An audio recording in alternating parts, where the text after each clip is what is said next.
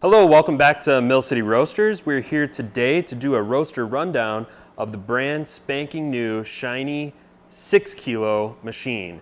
I'm here with Steve Green. And again, I'm Joe Morocco, and we are extremely excited to celebrate this new machine with you. We go through kind of a more involved discussion around the evolution of this machine in another video, so please tune into that. If some of the stuff that we're saying here today is a little aloof, know that we go very in detail in another video. So let's walk through this thing. Let's walk through. So let's just start. I like to start at the top where the coffee starts being introduced to the machine. Stainless steel hopper. Nice. So we have some cool things. Red ball of courage. We have some cool things on this machine. Not only is the hopper going to drop coffee into your drum, but when I just open that, it tells the drum that there's coffee in it. Yeah. Super cool. So hopper, coffee goes into the drum. It passes a thermocouple that is analog, just in case the power fails and you want to see how much decorative temperature there is in the machine. I just like the way it looks. And Steve likes the way that it looks. Where does it go from there? Coffee goes in the drum, magnehelic gas or drum pressure gauge. So it's feedback loop for your variable airspeed, which is super cool. There's a environmental temp probe in the upper right-hand quadrant, bean temperature probe, lower left-hand quadrant, PID probe over here. Don't touch that, leave it alone. And we've kept this standard on all of our machines across all of our systems, so the 6K is no different there.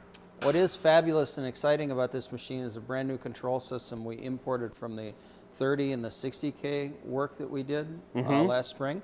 So this has got a very advanced data logging. Everything that goes on in this machine ends up in your data logging function. And there's also some pretty cute automation stuff in here that we kind of like on a production machine. Joe, let them know how it works. Yeah, so right now it thinks that we're roasting coffee because I opened up that green hopper door.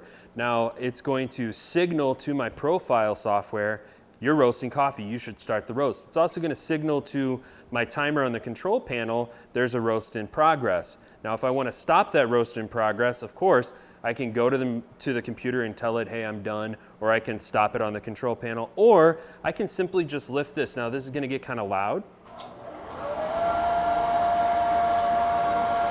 Auto start cooling tray. Yes, it automatically started my cooling tray. My cooling tray is both on physically with the arms, and my cooling tray fan is on. And auto shut off, cooling tray fan. So now it's told the roaster, not only is the coffee out of the drum, but also now I'm moving the coffee out of the cooling tray. So that stops the cooling tray fan, but it does not stop the arms. Oh no, my bin's overflowing. I can stop the arms very easily by lifting that. I can restart them by closing that back down. Now I can tell this roaster that my entire cycle is over. By closing that once again, it shuts off the cooling tray arms, my fan is off, and now it's ready for me to put another roast in the top and start that cycle all over again. It actually shut off the burners too when you opened up the... That's exactly right. Right now it's not in a cycle. Since it's not in a cycle, if you open this now, it will not turn on the cooling tray or the cooling tray arm. So go ahead and open that up and you'll hear the burner. That was a burner clicking off and the burner clicking on, which you can hardly hear because the machine is so quiet. This machine is actually running right now as we're talking to you. It's 450 degrees. It's amazing. All right, so let's go over to the control panel side and check out some of these controls. So no more knobs, push button control up and down for gas pressure, drum speed, exhaust, typical run and cooling arm manual. Our ignition is blinking right now because the pilot light is lit, but we're over temperature, so the burner will not light until it's at its over temp limit right now. We've got digital gas control in the gas system, which would be gas architect. No, I'm just kidding. What did you call it? It's the dynamic orifice system. Dynamic orifice system means we can adjust the orifice size on the butterfly valve to optimize for better control on the top end and the low end control. Super cool. That's right. And as you're making adjustments here, like for instance, if I'm making a fuel adjustment, The number that I'm adjusting is the 800 that you see here. So I can increase this number with either pushing it as many times as I want for an exact amount, or I can just hold it down and increase it, and it'll increase over that amount of time that I'm holding it down. And you'll see up here on the red that that is the number that the orifice is actually adjusting to, or that the fuel is actually coming in. So when that's shut off, when I hit my high temp point, it drops that fuel all the way off. But now whenever it pops back on, after my temperature drops below my high set point, it'll jump right back up to that, that rough number. Right. Integrated data logging, everything that's going on in this machine is available in our data logging package. One single USB output via Modbus. Big chaff collector, which is super cool. Yep.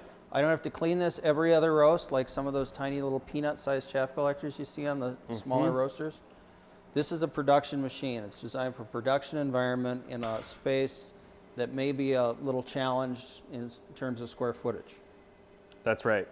Yeah, and you can see that that right behind the control panel we have the fuel system right here.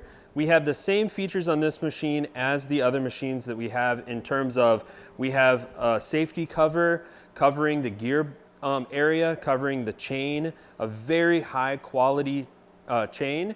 We have the motor in a situation to where you can have access to that very simply.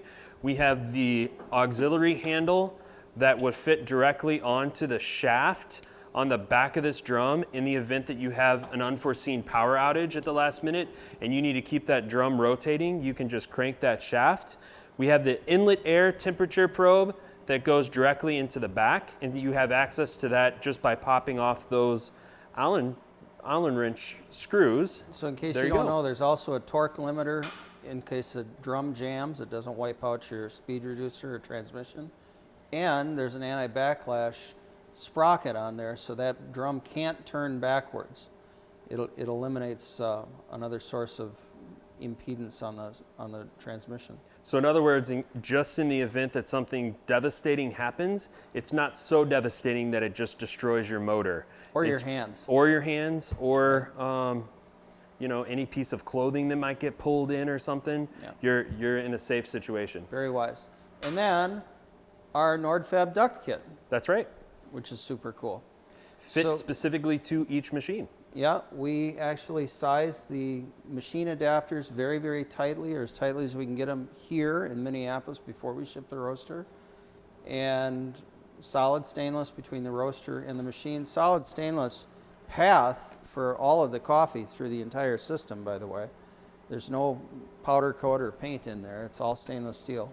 Speaking of stainless steel, talk about the drum material itself. Double-walled drum, 430 inner, I think 304 outer. And very, very heavy, all welded steel construction, welded steel plate chassis, double-walled, insulated. That's the reason that we can talk over the machine even when it's running. It's very quiet, but you can still hear first crack. So that's kind of cool. We try to get you as close to the coffee as possible. The NordFab system is their quick fit product. It disconnects. These are available for each machine. We custom manufacture several of these pieces to reduce the footprint of the roaster as much as possible. And it also allows the operator to install everything up to his double-walled stack that has to be professionally installed. This can be done by anybody that can read the diagram, which is like an IKEA kit. I also want to point out this cooling tray. Something that a lot of people don't think about is the cooling tray is not only here to cool coffee off, but it can also be a tool for blending. And in this case, we've made a cooling tray that is extraordinarily deep so that you can do multiple batches and stack those batches and blend your coffee. About 3 batches in there pretty Exactly, easy. Yep. It's phenomenal. And this is something that very many roasters do not have. Also, you have an access area right here that you can get in there and clean out underneath the cooling tray. And the cooling tray fan is offset so that you have very easy access in cleaning this fan. Same thing with your roast air fan. This is offset. You can get into the roast air fan, clean out all the ducting.